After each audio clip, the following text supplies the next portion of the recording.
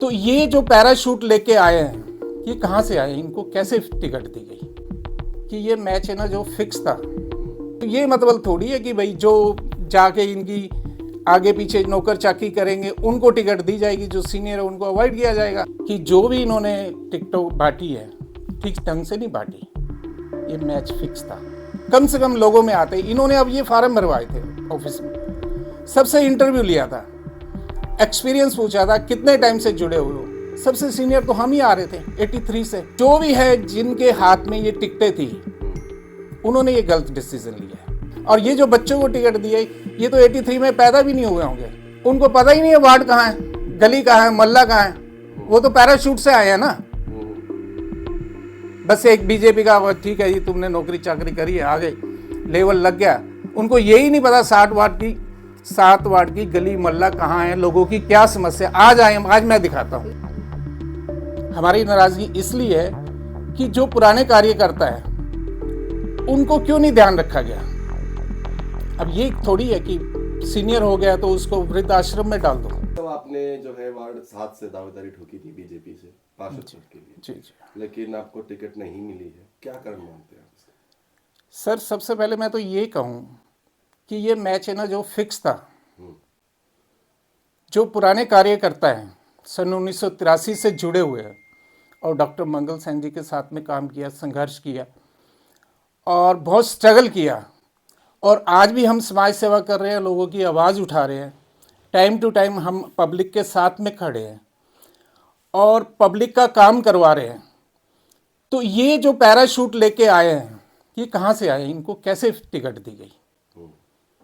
हमारी नाराज़गी इसलिए है कि जो पुराने कार्यकर्ता है उनको क्यों नहीं ध्यान रखा गया।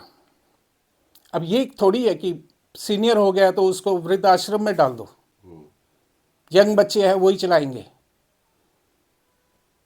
तो हमारी नाराज़गी इसलिए कि ये सीनियर लोगों को भी देखते हुए, पुराना स्ट्रगल देखते हुए और टिकट को सोच समझ के बांटते। हाईकमान से हमारी रिक्वेस्ट भी ये रहेगी कि जो भी इन्होंने टिकटों बांटी है ठीक ढंग से नहीं बांटी, ये मैच फिक्स था।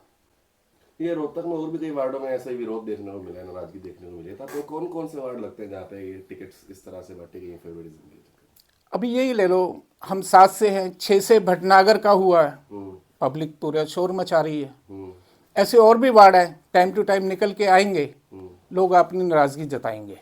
तो अमेर के लिए जो पार्टी ने रामपाल वाल्मीकि पर जो है अपना भरोसा जताया, तो उस बारे में आप क्या कहना चाहेंगे? देखो जी, अब डिपेंड करता है कि पार्टी उनका कितना साथ देती है और लोग उनका कितना साथ देते हैं, उसके बाद ही है कि मेयर जी जो काम कर पाएंगे।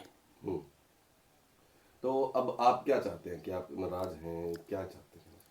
हमारा कहना यह है कि सबसे पहले जो सीनियर पुराने ज़माने डॉक्टर मंगल सेन जी के टाइम में बहुत कम लोग बचे हुए हैं, उनको पार्टी में बराबर की इज्जतदारी मिले, बराबर का सम्मान मिले, कि वो अपनी आवाज़ उठा सके, उनकी बात को रखा जाए, सुना जाए। और ये नहीं है कि भाई बुजुर्ग हो गया इसको उठा के साइड कर दो, यंग बच्चों को तुम सामने लाए। ये कोई तो ये अनदेखी कौन कर रहा है आपके संबंध में? शीर्ष नेतृत्व कर रहा है, कोई लोकल नेता कर रहे हैं, कौन है, क्या लगता है? जो भी है जिनके हाथ में ये टिकटें थी उन्होंने ये गलत डिसीजन लिया है। कम से कम लोगों में आते, इन्होंने अब ये फार्म भरवाए थे ऑफिस में, सबसे इंटरव्यू लिया था, एक्सपीरियंस पूछा था, कितने टाइम से जुड़े हुए हो। सबसे सीनियर तो हम ही आ रहे थे 83 से, डॉक्टर मंगल टाइम के सेंटर। और ये जो बच्चों को टिकट दिए, ये तो 83 में पैदा भी नहीं हुए होंगे। तो ये मतलब थोड़ी है कि भाई जो जाके इनकी आगे पीछे नौकर चाकी करेंगे उनको टिकट दी जाएगी, जो सीनियर है उनको अवॉइड किया जाएगा। ये कहाँ का इंसाफ है? तो आपको कोई आश्वासन दिया गया था कि आपको टिकट मिलेगा, ऐसी बात हुई थी पहले? देखो, आश्वासन की ऐसी बात है, जितना हम काम पब्लिक के लिए कर रहे थे और जितना हम पब्लिक का काम करवाते हैं, टाइम टू टाइम आवाज़ उठाते हैं, हर गली की, हर मोहल्ले की, तो हमारे सामने तो ऐसा, हमारे को जो हमारे सामने कैंडिडेट इन्होंने दिया है, मेरे को तो वो कभी भी नहीं दिखा कहीं पे भी। आज पब्लिक मेरे घर पे आती है, मेरे ऑफिस में आती है, अपनी जो भी उनकी मुश्किल प्रॉब्लम, सीवर, पानी की जो भी रही। अभी हमने 2 साल बड़ी लड़ाई लड़ी है पानी की। जो हमारे घरों में गंदा पानी आता था, टॉयलेट का पानी आता था, स्मेल आती थी, उसको फाइट करके आज हमारी गली मोहल्ले वाले सब खुश हैं कि आज पानी साफ आ रहा है। अगर हम आवाज़ नहीं उठाते, गली मोहल्ले वाले मिलके आवाज़ नहीं उठाते, तो वही गंदा पानी आ रहा था, गंदा पानी लोग पी रहे थे। अगर मेरे को मेरी कॉलोनी वालों ने प्रधान की जिम्मेवारी दी है, तो मेरा फर्ज बनता है कि मैं पब्लिक की आवाज़ प्रशासन तक पहुंचाऊं, और मैं पहुंचाता भी रहूंगा। मेरे को ये दुख नहीं है कि मेरे को टिकट नहीं मिली, कोई जीते या कोई हारे, मगर हम समाज सेवा कर रहे हैं, करते रहेंगे और करेंगे। तो आपको लगता है कि जिन लोगों को टिकट वितरण की गई है, क्या वो वार्ड की समस्याएं संभाल पाएंगे? उनको पता ही नहीं है वार्ड कहाँ है, गली कहाँ है, मोहल्ला कहाँ है। वो तो पैराशूट से आए हैं ना। बस एक बीजेपी का ठीक है जी, तुमने नौकरी चाकरी करी है, आगे लेवल लग गया। उनको यही नहीं पता 7 वार्ड की गली मोहल्ला कहाँ है, लोगों की क्या समस्या। आज आए, आज मैं दिखाता हूँ। क्योंकि ऑलरेडी रोहतक में वार्डों में काफी समस्या जो है देखने को मिल रही है, तो अभी जैसे आप नाराजगी दिखा रहे हैं, तो आपको लगता है कि कुछ आगे सही होने वाला है? देखो जी, मेरे को नहीं लगता सही होगा, क्योंकि मैंने प्रशासन से, एसडीओ, जेई से सबसे बात करी। अभी हमारी सीवर के इतने इंटरव्यू भी चले हमारे, मैंने उनको बात करी। उन्होंने हमारे को टाइम टू टाइम 2 घंटे तक एक लॉलीपॉप देते रहे, आज कराएंगे जी, कल कराएंगे। ठेकेदार भी आए, खुद भी देखा, सब करा। आखिर में जी हमारे सीवर का बजट खत्म हो गया, हमने ऑर्डर किया हमारे ढक्कन बन के आएंगे। जो जिम्मेवार लोग थे उनको हमने फ़ोन किया, उन्होंने एक हमारे को जवाब दिया, जी हमारे निगम के अंदर ढक्कन नहीं है। अब पब्लिक कहाँ जाएगी?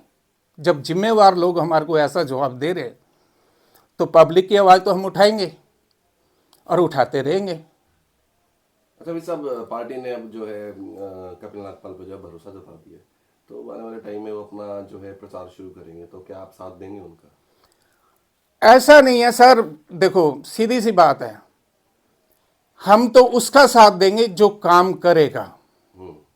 अगर कोई वोट मांगने भी आएगा ना, पहले हमारी कॉलोनी वालों को तसल्ली दिलाएगा, उसके बाद हम ये आगे स्टेप उठाएंगे।